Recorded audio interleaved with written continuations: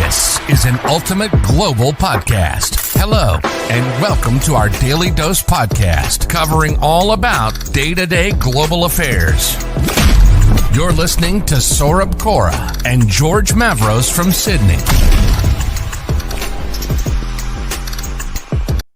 Hello and good afternoon to everyone who is joining us from Sydney and Australia.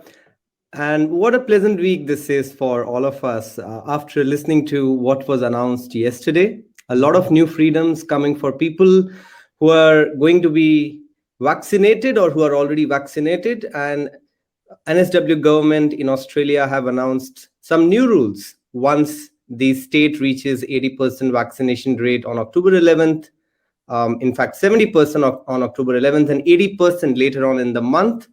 And also once the 90% mark is touch-based on the December 1st. And some of the points which I want to touch base upon, which I'm sure a lot of people are excited to know, is when are the pubs going to open? When are the restaurants going to open? Most of those things are going to open when we reach that 70% mark on 11th of October.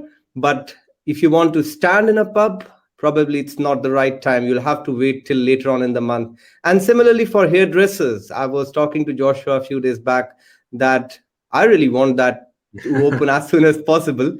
I think you look great.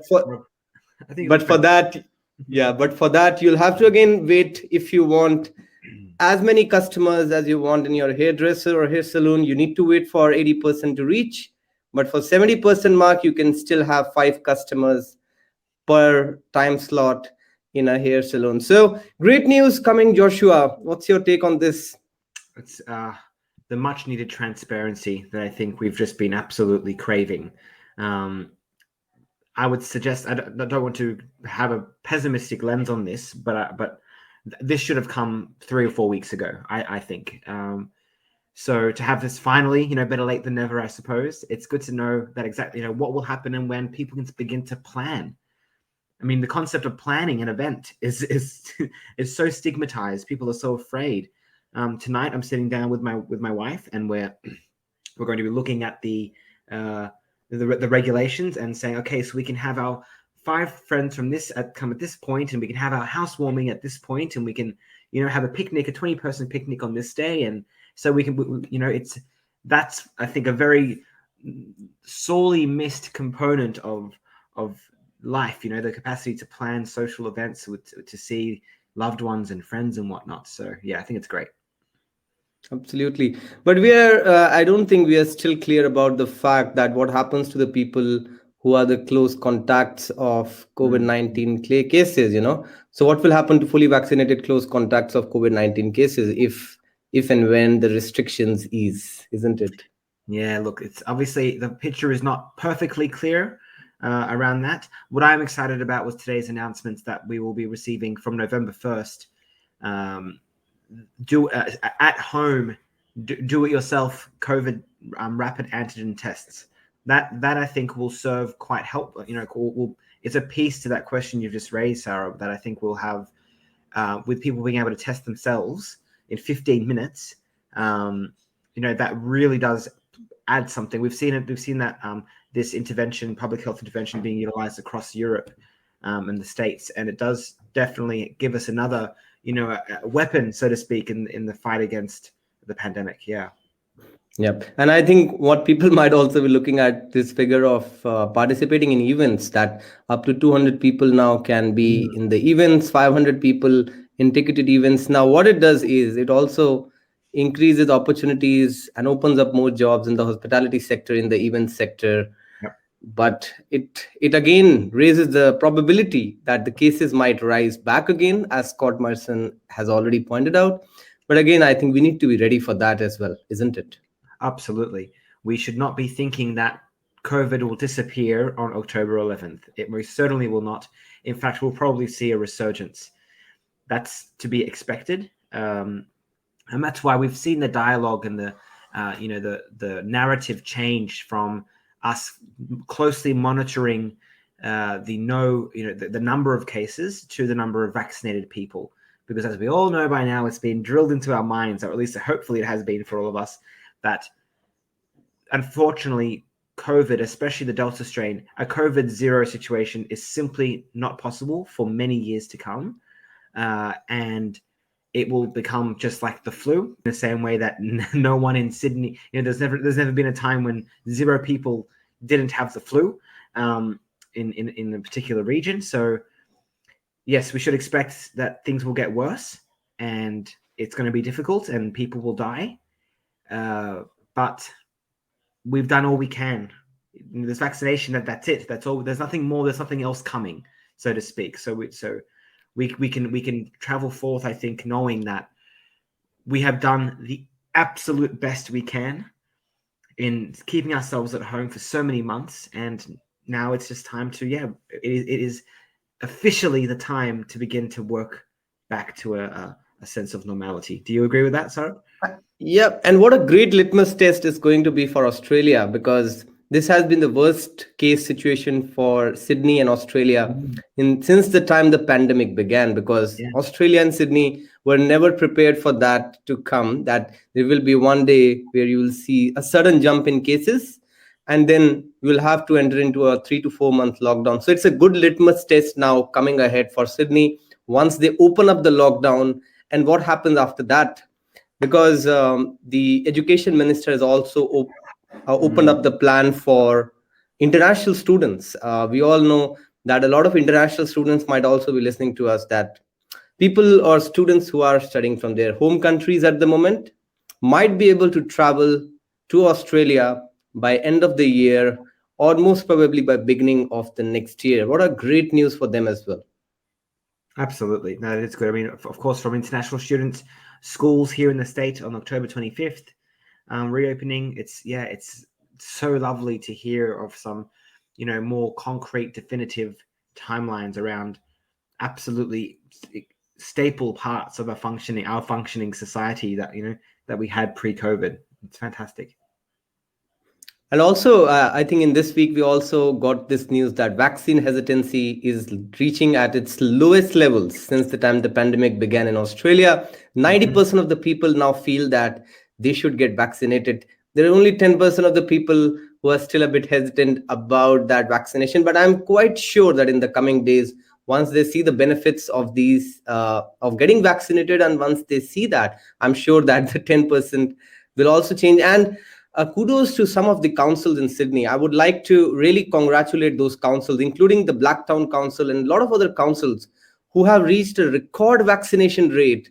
I was so surprised and happy to see that councils like Blacktown have reached a single vaccination of 95% and double vaccination of 68%. Incredible job, Blacktown people, and also councils like those, isn't it? Absolutely. No, that is very, very true. The way that the community has rallied to combat and absolutely do everything they can in the face of the disease is an absolutely admirable effort. It does mean that when freedoms release, when we experience freedoms, we're going to see those suburbs. I expect to see a flip from west to east, actually, of hotspots and whatnot, just because of the vaccination rates. Unless the eastern suburbs pick up the act, I suppose, and match what Western Sydney have achieved, then I expect to see that, unfortunately, there'll be a heavier toll on the freedoms as a result of the freedoms in the east. And I mean, on your comments relating to that 90%, it's as my PhD is in vaccine hesitancy. What a delight it was to see such a high number in this latest survey. I've been conducting interviews for my research in the last couple of weeks. And of course, I can't speak yet. The data is still being collected, but I do have to say that the feelings, the sentiments that people who do not want to I've been speaking with people who do not want to become vaccinated, who do not intend to vaccinate. That there is definitely a need for, this 10%, so to speak, need special attention, and there are particular concerns addressed.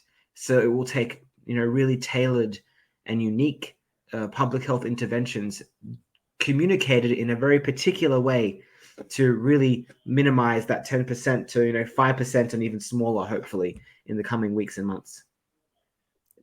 While New South Wales has already declared a plan, we are still waiting for a concrete plan coming from other states, including Victoria, Queensland, and Western Australia. These are the states who have been very cautious in their measures. They have still not declared what the freedoms will look like once they reach 70%, 80%, or once they reach fully vaccinated people. So, what are the freedoms that they're going to have? Have you been reading about that? Yes, and I have to say that I'm quite grateful to be living in New South Wales at the moment, just because, we have been provided with that transparency while other states have not. They're still in a state of uncertainty.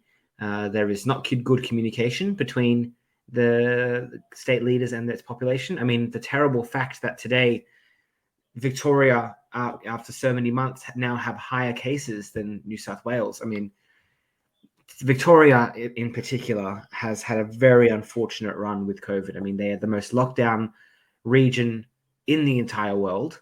And I think that without some much needed transparency soon, the continued protesting and really terrible scenes of strikes and now we're hearing of other potential long-term effects just get worse if some definitive boundaries are not placed. So, I would suggest that the other states follow suit with what our Premier has done. In fact, if you look at Victoria, was not doing bad. If we go back to June this year, they were doing pretty well as compared to Sydney. There was a sudden shift after August. What we saw that there were some protests in Melbourne, also in Sydney, which actually took back Melbourne to where it was probably last year, isn't it? That's right. I mean, it's the building up of anger and resentment is obviously just coming to a head now, and it's going to take significant levels of truthful communication and positive acts in the eyes of the community to really rebuild this trust and social integrity of the state. And as we are heading towards freedom for Australia, Joshua, we might be opening borders with several countries, including Singapore, UK, probably European countries as well. What are you looking to travel when the borders open, whenever the borders open, which is the first country in your travel list? The top one at the moment is Great Britain. Rachel, my wife, has family there. We actually had an entire 17-country European extravaganza trip of a lifetime planned back in March of last year, and it was cancelled 3 days before. Obviously, I think my story is very common, but out of all the places, the most reasonable one in terms of safety and ease is Great Britain. So fingers crossed. What about you? Oh, I already did a Europe trip 2 years back of 10 countries and 13 cities. So that was a great trip. I'm sure you might want to see my itinerary after this podcast. I'll share it with you. Absolutely. And where would you like to go after we can begin to travel? Where's the first place you would like to go to? Firstly, I would definitely want to go back to my home country if it opens back, because obviously I have my family living there. But I'm not too sure what happens with countries like India, China, Brazil with high number of cases. Yeah. Absolutely. So we might have to wait for these countries probably till mid next year. Yeah. But for countries like UK, Japan, Singapore, Europe, I'm sure that Australians are always eager to travel to those countries as soon as possible. Absolutely. So great news for Australia. And I hope that these freedoms continue to ease. People who are still hesitant, probably think before you do that, because once you get that vaccination dose, there is a lot of freedoms that you can attain. Otherwise, the people who are still unvaccinated will have to stay at home. Will have to follow the stay-at-home orders till 1st of December, which I'm sure most of the people don't want to do that. So, guys, if you're watching this podcast, and if you are still unvaccinated, this is the right time for you to get that first jab. Or if you have got the first jab, don't shy away from taking the second jab. Joshua. Sarab, I would disagree with you. I think now is not the right time. The right time was months ago. You were very late to the party if you were not vaccinated yet. I think that these vaccines have proven to be, I mean, when we're considering such high rates, at this point, if you were waiting for people to go before you, that has happened. People have gone before you. They have taken the plunge. And now it is your turn. It is now, these vaccines are, compared to other vaccines, safe. They are effective. And we, just like the flu, get the shot. Keep yourself safe. The long-term effects of COVID-19, even though it's been around for 19 months or so, are very well documented, and we don't even know what's to come. So let's get vaccinated and let's get back to normal. Absolutely. And yesterday, I think Joe Biden was getting the third jab, which is a booster shot in the United States. So let's get the double jabs, guys. I hope to see many of you who might be watching us in Sydney through this virtual way of interaction at the Ultimate Global Podcast. We are also planning a very big face-to-face event once the lockdown gets over. So I hope to see a lot of people coming together for that event and joining us to interact and give us more ideas on how we can make this better for you, more interactive for you. And as usual, before we end, I would like to tell you that we are already out on Apple iTunes and Spotify. So if you don't have time to listen to the video and you are probably traveling here or there, which I know you can't do that, but if you are going out for an exercise, you can also listen to us on Apple iTunes, Spotify. Just type in Ultimate Global Podcast and you'll find us there. So you can follow us on that channel as well. And as before, I always tell about Joshua's Lockdown Lowdown. What a great job he does. Every week he's producing those 30 to 40 second stories. So don't forget to follow his page. Go to his Instagram, Facebook page and look at the amazing stuff he's doing. And congratulations to you. I think you do a great job. Throughout the lockdown, I have not seen even a single day when Joshua has missed out with his Lockdown Lowdown. Great entertainment for his followers. Thank you, sir. Likewise with this fantastic podcast. Thank you so much for inviting me once again to be part of it. Thank you very much for the kind words. Thank you so much.